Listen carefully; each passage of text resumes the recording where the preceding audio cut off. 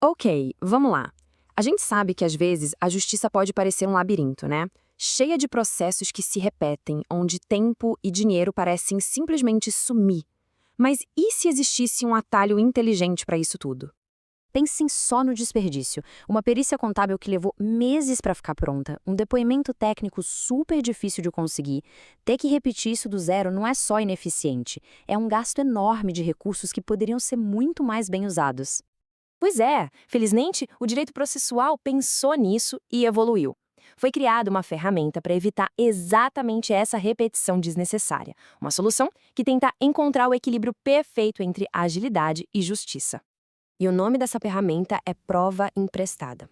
Pode parecer um termo meio estranho de primeira, mas a ideia por trás dele é fundamental para a gente ter um sistema judiciário mais rápido e econômico. Vamos entender como é que isso funciona na prática.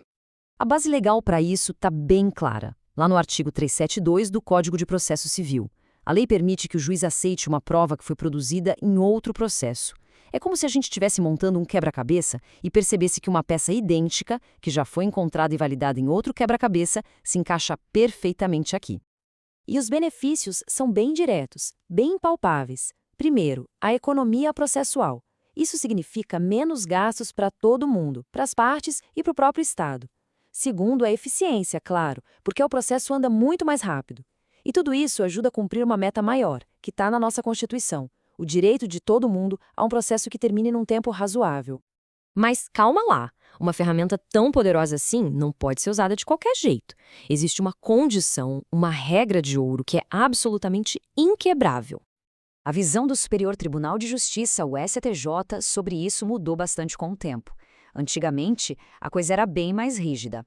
A prova só podia ser emprestada se as partes nos dois processos fossem exatamente as mesmas. Só que hoje o foco mudou completamente. O que importa de verdade não é mais essa identidade formal, mas sim algo muito mais importante. E essa decisão do STJ foi um verdadeiro divisor de águas. A frase diz tudo: o contraditório é o requisito primordial. E o que é contraditório é basicamente o direito sagrado de se manifestar, de questionar, de se defender de uma prova ou de uma alegação que foi feita contra alguém.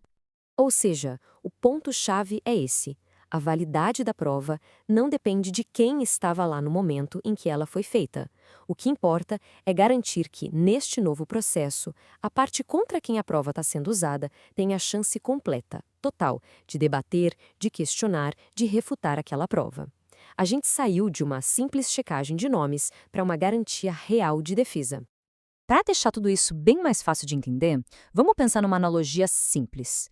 Vamos imaginar que a prova emprestada é como uma carta de referência numa entrevista de emprego.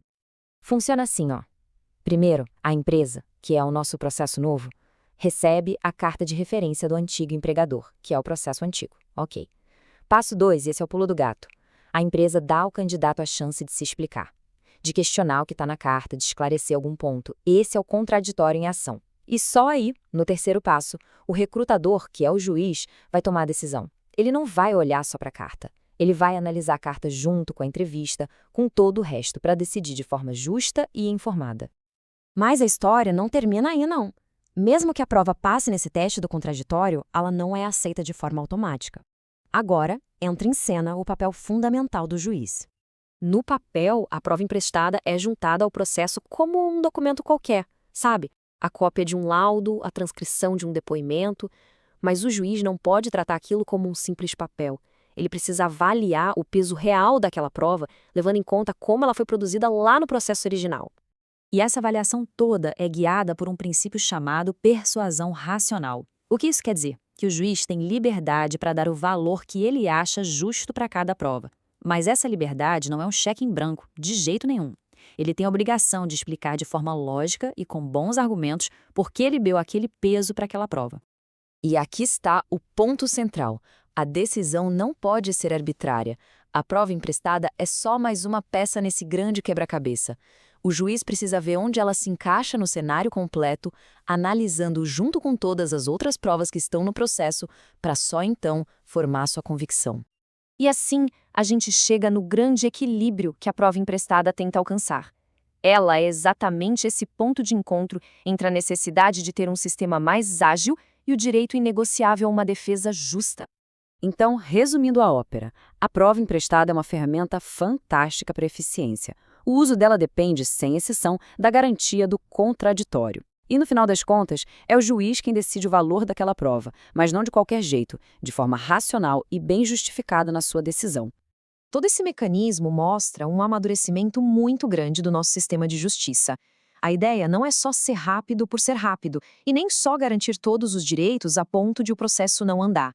É sobre encontrar um caminho inteligente para fazer as duas coisas ao mesmo tempo, otimizando o processo sem nunca sacrificar direitos que são fundamentais. E isso tudo nos deixa com a reflexão final, né?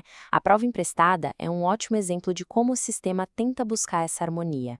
Mas será que esse equilíbrio perfeito, essa sintonia fina entre acelerar um processo e garantir uma justiça completa é sempre possível em todas as áreas do direito? Fica aí a provocação.